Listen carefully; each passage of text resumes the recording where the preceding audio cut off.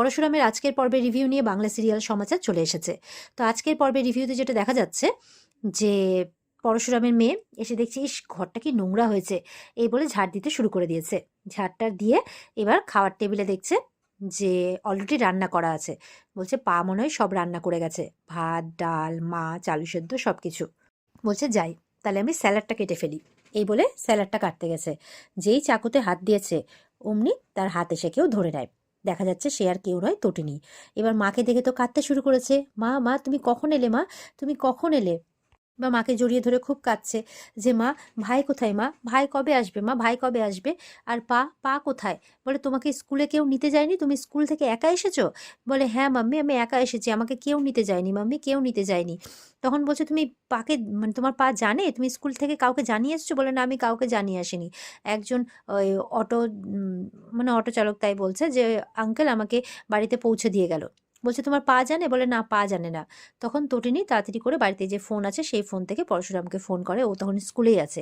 বলছে তুমি কোথায়। বলে আমি তো স্কুলে, দেখো না দেখো না পিকো না, না বলে অটোতে করে চলে গেছে কোথায়। বলে ও বাড়িতেই এসছে। বলে কি। বলে হ্যাঁ ও বাড়িতে এসছে, তুমি চলে এসো। জানো ও কি করছিল, আমি এসে দেখছি ও ঘর ঝাড় দিচ্ছে।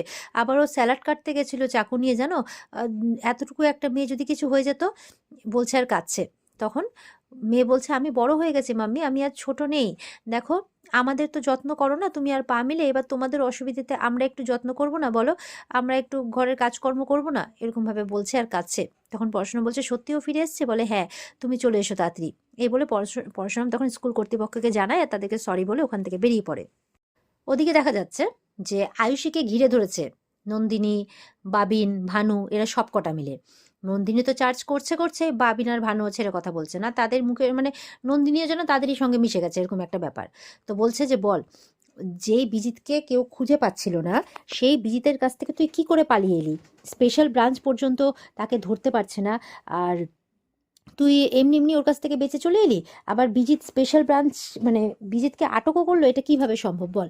তোকে কে বাঁচালো, আর বিজিতকেই বা স্পেশাল ব্রাঞ্চের হাতে কে তুলে দিল বল। বল অনেকক্ষণ ধরে বলে যাচ্ছে, আয়ুষী কিন্তু চুপ করে আছে। তো বলছে বল তোর স্বামী মানে কি করে অ্যারেস্ট হলো। বলে খবরদার আমাকে ওকে আমার স্বামী বলবি না, ও একটা ক্রিমিনাল ক্রিমিনাল, আমি ওকে আমার স্বামী হিসেবে মানি না। তাই বলছে। বলে ঠিক আছে তুই বল। ভানু এবার বলছে কি রে বলছিস না কেন, চুপ করে আছিস কেন। ওদিকে বাবিনও একদম চিৎকার করছে যে বলছিস না কেন, বলছিস না কেন। বলছে বললাম তো আমাকে ভগবান বাঁচিয়েছে, ভগবানের কোনো অবতার বাঁচিয়েছে। বলে অবতার, কার কথা বলছিস তুই। নন্দিনী বলছে দেখ আমার এটা জানাটা খুব জরুরি যে কে তোকে বাঁচিয়েছে, বিজিতকে স্পেশাল ব্রাঞ্চে কে তুলে দিয়েছে। আমি আমার বোনের জন্য লড়বো, আমি কোর্টে যাব, বল আমাকে। তখন বলছে বললাম তো আমাকে ভগবান বাঁচিয়েছে, ভগবানের অবতার বাঁচিয়েছে। নন্দিনী বলছে কে, ষষ্ঠ অবতার। বলে মানে। বলছে বিষ্ণু ষষ্ঠ অবতার। বাবিন ভানুরা জিজ্ঞাসা করে যাচ্ছে কার কথা বলছিস। বলছে পরশুরাম, পরশুরাম বাঁচিয়েছে তোকে তাই তো। তখন আয়ুষী চুপ করে আছে, কোনো কথা বলছে না। তো যাই হোক এবার পিকো তার মা বাবা দুজনকে খাইয়ে দিচ্ছে।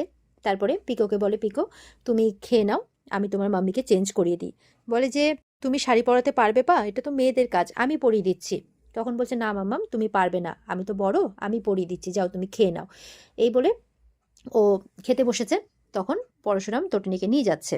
এবার যেতে যেতে প্রশ্ন করছে, আচ্ছা তটিনী একটা প্রশ্ন ছিল, তুমি হসপিটাল থেকে বেরিয়েছো পার্সোনাল বন্ডে সাইন করে সকালবেলা, আর মাঝে অনেকগুলো ঘন্টা কেটে গেছে। তটিনী বলছে কি বলতে চাইছো। মানে বলতে চাইছি যে এখন প্রায় বিকেল হতে গেছে, তো এতগুলো ঘন্টা তুমি কোথায় ছিলে। বলছে তুমি আমাকে প্রথমবার ডাউট করছো। বলে না না না ডাউট করছি না, মানে এতগুলো ঘন্টা তুমি কোথায় ছিলে, মানে এই সদ্য অপারেশন হয়েছে, রিস্কি, তোমার কোনো ক্ষতি হয়ে যেতে পারে ডক্টর বলছিল। তখন বলছে আমি জানো তো লাট্টুকে খুঁজেছি, যেখানে যেখানে সম্ভব আমি সেখানে সেখানে খুঁজেছি, স্কুলে গেছি, ওর বন্ধু বান্ধবদের বাড়িতে গেছি, সব জায়গায় গেছি। তখন পরশুরাম বলছে তাতেও তো এতগুলো সময় লাগার কথা নয়।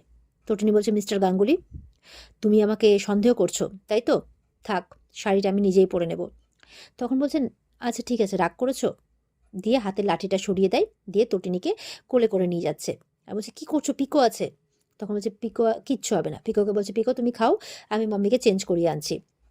এই বলে ঘরে চলে যায়। ঘরে গিয়ে এবার তটিনীকে চেঞ্জ করায়। তো চেঞ্জ হয়ে যাওয়ার পর এবার তার মেয়েকে ডাকছে, ডেকে বলছে মাম্মির খাবারটা নিয়ে আসো। তো পিকো এবার মাম্মির খাবারটা নিয়ে আসে, এবার সে তার মাম্মিকে খাইয়ে দিচ্ছে। মনের অবস্থা তো কারোরই ভালো নেই, জাস্ট খেতে হবে, খাচ্ছে। এবার দেখা যাচ্ছে যে মেয়ে তো খাইয়ে দিচ্ছে, পরশুরাম দাঁড়িয়ে আছে, সবার চোখে জল। তখন পরশুরামকে ফোন করেছে নন্দিনী। তো ফোন করে বলছে যে হ্যালো, বলে হ্যাঁ বলুন। বলছে যে বিজিত অ্যারেস্ট হয়েছে। বলে কি, বিজিত অ্যারেস্ট হয়েছে? বলে হ্যাঁ। বলছে আয়ুষীও ফিরে এসছে। বলে কি, আয়ুষী ফিরে এসছে? পরশুরাম বলছে, বলে হ্যাঁ, কেন তুমি জানতে না যে বিজিত অ্যারেস্ট হয়েছে? বলে না তো, আমি জানতাম না, সত্যিই জানতাম না। ওদিকে তটিনী জিজ্ঞাসা করছে কি হয়েছে? বলছে বিজিত অ্যারেস্ট হয়েছে আর আয়ুষী নাকি ফিরে এসেছে। বলে তাই? কই দাও তো, ফোনটা দাও তো। তখন তটিনী কানে ফোনটা নেয়। তো তটিনী বলছে কি বলছিস দিদি? বলছে যে বিজিত অ্যারেস্ট হয়েছে আর আয়ুষী ফিরে এসেছে। তো বলছে তাই, কই আয়ুষীকে ফোনটা দে তো। তখন আয়ুষী কথা বলছে, বলে কি রে, তুই ঠিক আছিস তো? বিজিত তোকে কোথায় নিয়ে গেছিল? তোর কোনো ক্ষতি করেনি তো? তুই ঠিক আছিস তো? আয়ুষী বলছে আমি ঠিক আছি। বলে কে বাঁচালো তোকে? বলে ভগবানের অবতার। রাখে অবতার তো মারে কে? ভগবানের অনেক কৃপা আছে আমার উপরে। তখন বলছে যে আয়ুষী বলছে আমি রাখছি এখন। বলে কেন? বলছে একটা ছোট্ট কাজ আছে, একটা ঋণ শোধ করার আছে। বলে মানে? বলছে তুই বুঝবি না।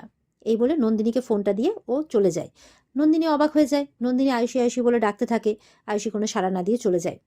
তখন বাবিনরাও পাশে দাঁড়িয়ে আছে। বলছে যে খুব মিস্টেরিয়াস লাগছে ব্যাপারটা, মানে আয়ুষীর কথাবার্তাগুলো।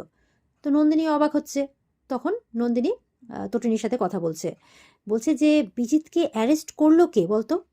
তখন তটিনী বলছে বিজিতকে অ্যারেস্ট করলো কে, তার থেকেও বড় প্রশ্ন হচ্ছে লাট্টুকে কিডন্যাপ করলো কে। আর এই কথা শুনে নন্দিনীও তখন চুপ করে আছে।